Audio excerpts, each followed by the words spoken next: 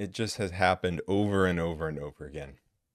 Every time, this Kings team is just a joke when it comes to clutch time offense. And you could see it coming from so far away. Being up four with just over a minute to go, with the ball, 14 seconds on the shot clock, an out of bounds play. And they just throw the ball away right to Bradley Beal. And we've seen that exact same play so many times this season. A lot of times it's trying to get the ball to Fox because for some reason Fox won't just come get the ball.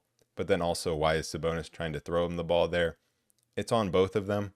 We've seen it many different times. The Kings trying to throw the ball in that exact same scenario where they're just trying to use their body to fend off the defender. Most of the time it's Fox, but it has been others in clutch situations too, and they throw it away. They've done that so many times this season, and they won't learn.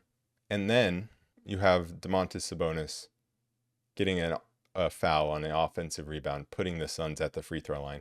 It's harder to get mad at that than the turnover, just because when you look at what the refs were letting go, like Sabonis got fouled on rebounds down the stretch as well, and they didn't call him. So it's harder to get mad at that. But the Suns outscored us 3-0 in the last minute off rebounding fouls. And that was it. Now, the Kings' offensive rebounding put themselves in a position to win late in this game. And that's the reason they had the ball with just over a minute in the game and up four. But man, I mean, just to not even make the other team have to run their offense is pretty sad. And they've done that multiple times this season. And they've just thrown away so many of these games where they have it in the clutch and then they literally throw it away. They throw the ball away, and it's on De'Aaron Fox and it's on Domantas Sabonis, and it's really on nobody else. There's just no sense of urgency to go get the ball and try to get something going downhill towards the rim. You have Fox get the ball at the top and stand there for a good 10 seconds doing nothing, and then just pass it to Keon, and Keon has to go create. Why? I don't get it. You have Harrison Barnes for 2 straight possessions trying to create something, and to his credit, he did get to the free throw line and knocked both down to give the Kings a 6-point lead at one point. But that shouldn't be the offense. We've just seen like an exact replay of this collapse to end the game. I mean, the exact same plays of fouling in the backcourt to give the other teams free throws and throwing the ball away for no reason when you have the lead and gifting the other team points. And they just won't learn. In that game earlier in the season against the Suns where the Kings blew a massive lead, I talked about how they could have just taken shot clock violations on every possession and won the game, in the last like 8 minutes. In this game, kind of the same thing. They could have just taken shot clock violations in the last minute of this game and, maybe not have won the game, but put themselves in a better position than they did with what they were doing here, where they didn't even make the Suns run any offense. They had the 8 seed within their grasp and they just threw it away because, yes, there's one more game. You have to go beat Portland, but it's Portland. You're at home. Like, you have the 8 seed locked up if you just take care of business there, if you just take care of business in the last minute of this game. And man, it is just so frustrating to watch. Looking at De'Aaron Fox, him being the clutch player of the year last year, and it's just so sad how far he's fallen off in that area. And that's why his season has been disappointing, because he's just not the same player in the clutch. When it comes down to these situations, you have to rely on your star players, and both of our star players made really bad mistakes and just didn't take it upon themselves to win this game for us. Like, there's no excuse of, oh, Malik Monk's out for this one, because we've done this exact same thing with Malik Monk in the game plenty of times. You can't use that excuse. Also, at this point, like, it's an excuse the first few games. This is what I said after the last game too. It's an excuse for a few games, and then you got to figure it out. And well, I guess maybe I didn't take into account that the Kings hadn't even figured it out in general of how to keep these leads in these situations. If the Kings were down 4 with a minute to go, I think it would be a different story. Like, the Kings would play a different way. and they would have a better chance at winning than when they're up 4, which is just an insane thing to say and a sad position to be in at this point. We can talk all we want this season about how this Kings team is different than the Kings team of last season. How the defense is better, but the offense maybe is worse. How maybe Kevin Huerter's been worse and Keegan's been worse from the 3-point line, but he's been better in different ways. You know, Keon Ellis stepping up, Davion being better now, like all these differences. But at the end of the day, the biggest difference is the Kings' ability to close out these games. They've just thrown away so many games. Like, sure, you could look at games that they lost against the Wizards, Hornets, Trailblazers. Disappointing games, no doubt. Games that the Kings should win. But the Kings don't lose to under 500 teams an abnormal amount. They lose a pretty normal amount compared to other winning teams or top teams. The difference is that even against, whether it's good teams, bad teams, it doesn't matter.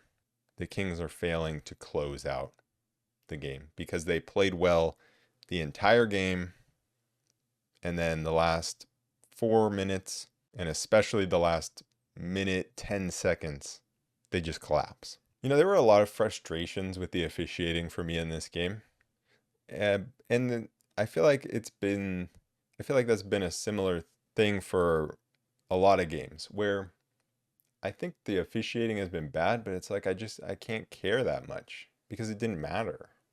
Like, sure, the Kings could have been up more if the officiating was different. And did Fox get fouled on that last play? I don't know, maybe. Did Sabonis get fouled on a rebound with like a minute 15 seconds in the game, whatever it was? Probably. But it's like it shouldn't have mattered. It shouldn't have mattered. It just sucks so much that you play 3.5 really solid quarters and then you throw it away. But it's like, how do you fix that? How do you fix the clutch time offense? Because I feel like it's easy to look at the rest of the game and see what the problems are, right? Maybe you need a better wing defender. Maybe you need a shot creator. Like maybe you need these other things. In the clutch, it's like the game is so different. And so sure, you could say the Kings need to like bring in another shot creator that can do something in those moments, but I don't even think that's the biggest thing they need. The thing they need is the top 2 players on this team that they have to play better in those situations. That's what they need. And I just keep hoping that miraculously it'll just start happening. And I've been hoping that all season long, and it just hasn't. And so now we just got to hope that in the play-in game, the 2 maybe playing games, 1-2 playing games that we play, that we either aren't in this situation, seems unlikely, or that somehow we just play better. And it really just comes down to there are so many possessions that are stagnant offensively, but it's one thing if you're stagnant offensively and you just give the ball to De'Aaron Fox and he creates something. That's one thing. It's a different thing to be stagnant offensively and just throw the ball to Harrison Barnes. Like, that makes no sense. I feel like you have to pick one way. You have to pick, are we either going to move the ball, run some actions, or are we going to flatten it out or run a pick and roll with De'Aaron Fox? Which one is it? You have to pick one of those 2. But too many times the Kings waste possessions where they don't do either. Why are there so many possessions where Harrison Barnes is handling the ball, or you're throwing a grenade to Keon Ellis to go create something 2 different times? And, one of those times it wasn't super, super late, but he got that floater to go, which was super clutch. But man, is it frustrating to watch the Kings. Like, are they trying to just kill time? Is that what it is? Because I think another good example of this is not in the 4th quarter. Go to the end of the 3rd quarter.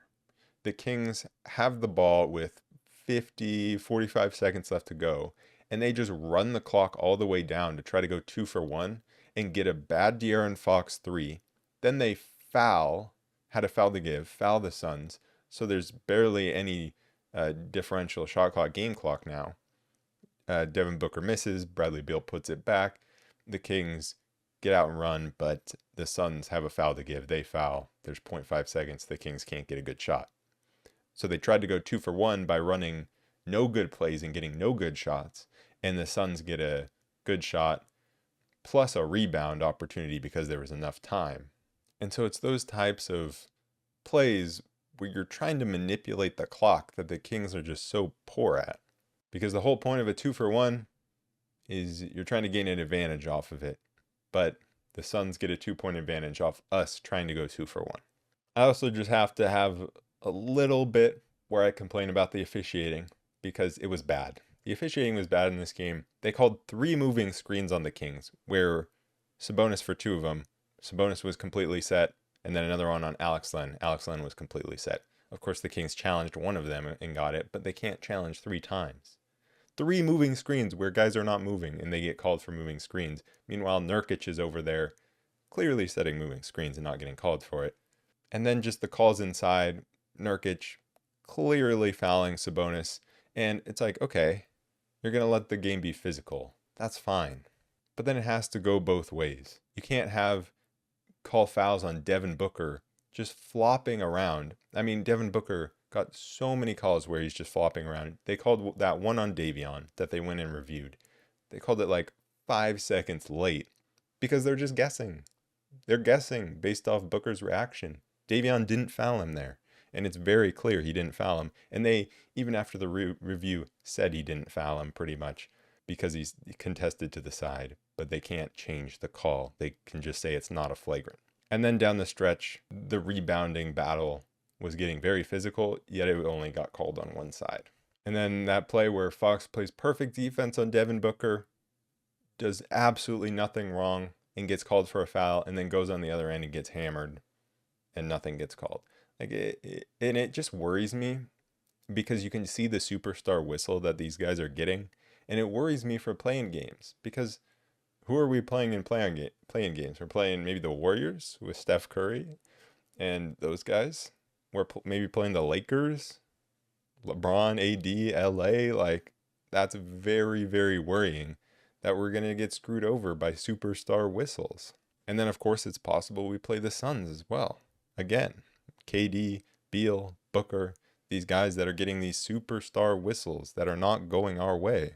It's just very annoying when the game is being like, they're letting these guys be very physical on both ends, except when it's specific guys, right? And so when it's Devin Booker not getting touched, not getting fouled at all, throwing his head around and drawing three or four different foul calls where just they clearly weren't fouls. And so it's just a shame that they call the game one way for most players and then not the same way for others. I don't want to, but let's go through the game.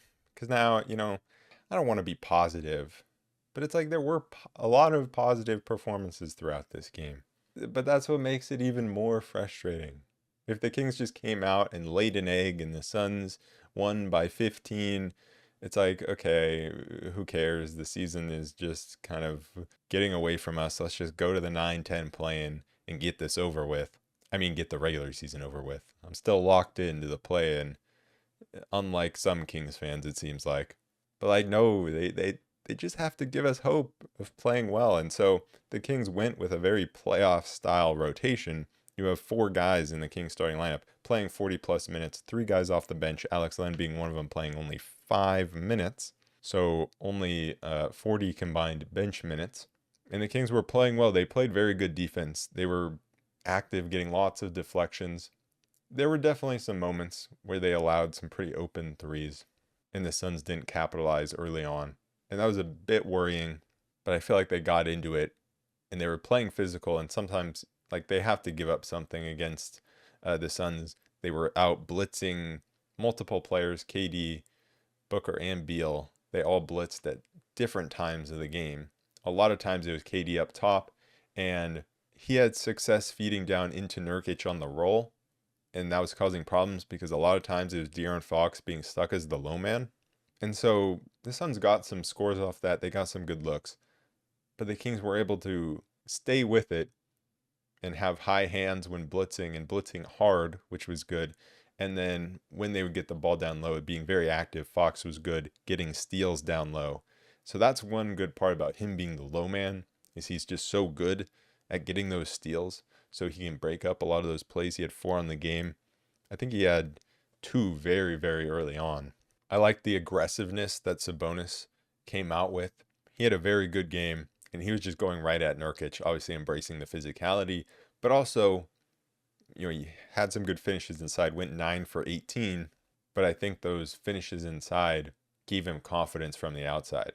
He hadn't hit a 3, I think it was since March 23rd, and he came in and hit 2 threes in this game. He just hasn't been taking as many. He also hit another jumper kind of later in the shot clock, which is exactly what I want to see him do. And what I've been complaining about him not doing is throwing grenades to his teammates in those late shot clock scenarios when he has the open shot. And so I like to see him take that. Like, he took a 3 in the 4th quarter when the shot clock was winding down, and that was good. He missed it, but that's still a shot I want him to take. And so Nurkic was trying to be very physical, but it just didn't matter. Sabonis was playing very, very well offensively. He wasn't turning the ball over. He did not, or I think he turned the ball over once in possession of the ball. Like, I think one of his turnovers was the moving screen that shouldn't have been a moving screen. And so he only turned it over one time outside of that. And the Kings as a whole only turned it over 7 times. Fox was more secure with the ball than he was previously, last game. And on the other side, the Suns, I think, had like 14 turnovers was the first half. They had 14. They ended with 18, I think. And there was a point in this game where the Kings had multiple times where they actually punished the Suns in transition. It was that second quarter where the Kings went on a bit of a run. It wasn't always off steals, but a lot of times it was. They were turning them over, but they were getting out and running and actually converting in transition, which was a big problem that they had against the Pelicans, not being able to convert in transition. Barnes had a nice early start to this game, producing offensively, and he was tasked with defending Kevin Durant, which was what I thought they would do. That's what I guessed, just for his physicality. It's definitely not the best matchup, but it's not as bad as you would think, actually.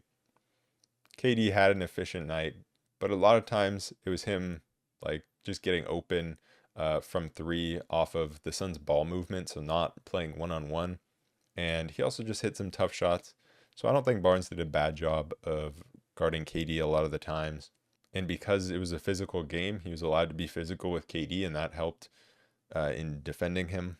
And the Kings just using that physicality in their active hands to turn the Suns over. Keon was really good defensively.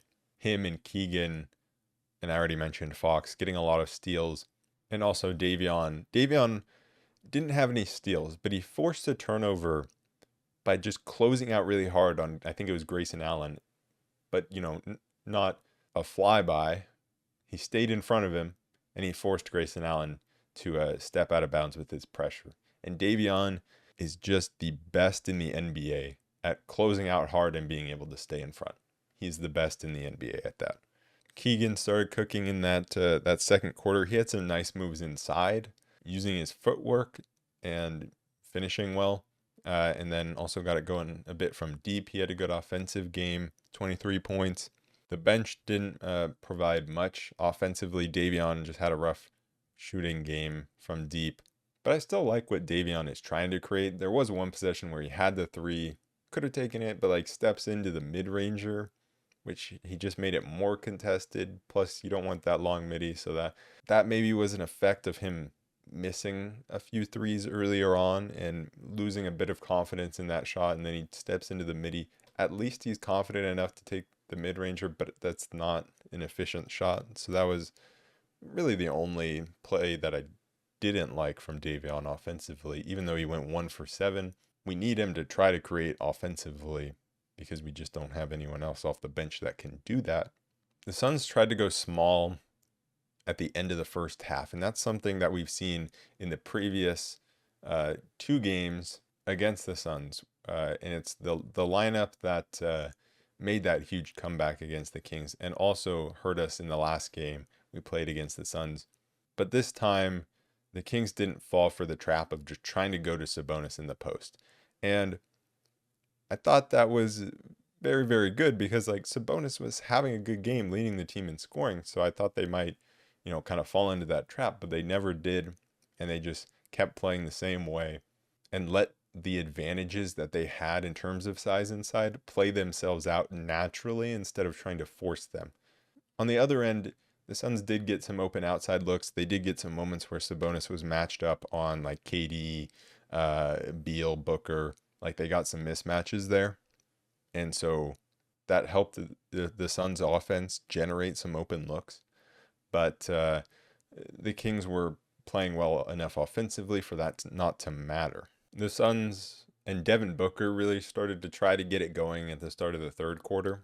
But I loved the way the Kings responded to that. You had Fox pushing in transition all the way to the rim, which is what I keep wanting him to do. And he created an open corner three for Harrison Barnes. Missed it, but still a very good look. And then you had a sequence of events where I think the Kings got the lead up to 16 at one point, where Sabonis just started dominating. He had a nice little hook shot, that great pass to Keegan for the dunk. He picked up a loose ball that Nurkic just kind of threw into nowhere and pushed it all the way up the floor and fed Keon underneath. So that was a great sequence in response to the Suns and Devin Booker coming out and trying to make a run. And I also love the play where Keon contests the Booker shot. Booker falls down trying to draw a foul, of course, and Fox punishes that by just chucking the ball up court to Keon for the layup. And so punishing him for flopping pretty much. And Keon had a really good game. He was good defensively, defending against Booker and Beal as well. But he also had a very good offensive game, converting inside and off the dribble, getting to the rim, which is kind of the really exciting thing that we've seen in terms of the development of his game, is his off the dribble game and creating for himself at the rim. So punishing defenses and keeping defenses honest against him, but then also keeping defenses honest in terms of punishing when they go under screens or aren't, chasing hard over them. And he did that as well. The Kings had a sequence where they missed about 4 wide open threes. They missed an open one, and then I think they got a stop, but then they missed another one. Domas forced the rebound to go out of bounds, and then he got a dunk off that. And then you had Keon missing, and it was all from the left wing. Keon missed a wide open one. Keegan missed a dunk. Barnes missed a wide open one. But then Sabonis again getting a rebound and kicking out to Keon for 3. So that was a moment where the Kings could have gone on a massive run because they got wide open 3 after wide open 3. Weren't able to capitalize, but it didn't feel like one of those devastating moments where we let a chance slip because of Sabonis' rebounding inside, but also the defense of the Kings not allowing the Suns to capitalize on these missed shots. And so it was kind of a weird sequence where in a way it was disappointing, but in a way it was kind of like, that was kind of nice. Like, we don't need to rely on making these threes to maintain a lead.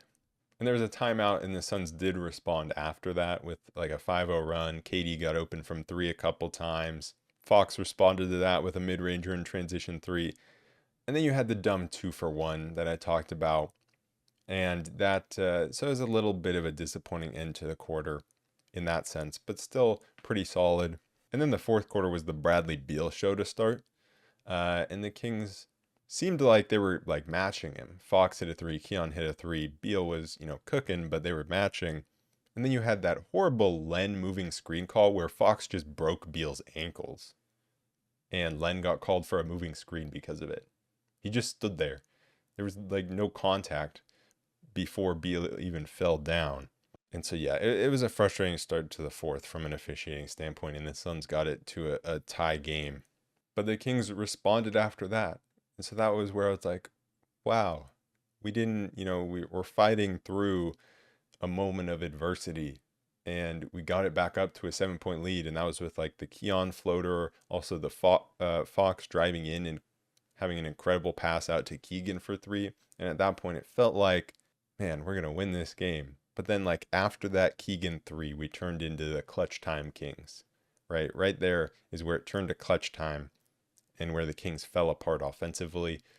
giving the ball to Harrison Barnes and Fox not, doing anything with the ball at the top for 10 seconds, Sabonis throwing it away, the fouls, like all these just dumb plays. There's a play where Keon just had a dumb foul on Beal. It was right after the Keegan three. It was one of the just if you're gonna foul him moments. He gifted him an and one. I really think it's games like this that show the Kings' potential and why we can be excited for the future, but why this season has been so frustrating. Because they played well against a team with, star players, but choked it in the end. So, I mean, they're learning experiences, and so hopefully the Kings can learn from it right now and go win in Portland and maybe get help from the Pelicans and still get the 8th seed. Like that could happen because the Pelicans are fighting, I think, to stay out of the play-in still against the Suns because we lost to the Suns. And so that was always the upside. It's either we win against the Suns and then we control our own destiny, or we lose against the Suns, which forces the Pelicans to play their whole squad against the Lakers and actually try to beat them. So, like, we still actually have a pretty good shot because the Pelicans, they beat us, they beat the Warriors, hopefully they beat the Lakers. So if we take care of business against Portland, we very well could still get the 8th seed. The Grizzlies, valiant effort in trying to beat the Lakers today. Shout out to them. They did their best with 13 players out, only losing by 3. But yeah, I mean, the Kings pretty much could have just put things away late in this game, but not to be. I did want to mention one other thing. I've seen a lot of discourse, on Kings Twitter about the pick with the Hawks and how this season is at top 16 protected or 14, whatever it is. I think is it top 14. So if the Kings make the playoffs, it conveys, and if they don't, it doesn't convey unless the teams agree for it to convey, which is possible, but I don't really want to get into that. My point is there's so much talk about this pick and how like we need to make the playoffs for it to convey. And I'm just like, no, I want to make the playoffs because I've only seen this team make the playoffs one time in my entire life. Like I want to see this team make the playoffs because I just watched, up to this point 81 games, and I'm going to have watched 82 games plus the playing games. Like I want to see the team make the playoffs.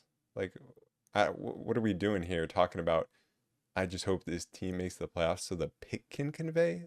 Like I get like maybe that would be better for the Kings if the pick conveys, but like I just want to see the team in the playoffs. Like what are we talking about? Live in the present. Enjoy the team. Stop just looking only at the future and being a championship or bust fan. It's not healthy. No matter what happens this season, sure, the Kings, things are going to be okay in the future. So let's just live in the present a little, guys. I'm not really going to preview this game against Portland. It's Portland. Go out and beat them. Like, simple as that. And then I'm excited and also a bit terrified for these the play-in games. But anyways, I will be back on Sunday to recap that game against the Trailblazers. And then, of course, I'll make a play-in preview to preview whoever the opponent is. I'll make it separate from the Portland game recap. So I will see you guys on Sunday to recap that game. Peace.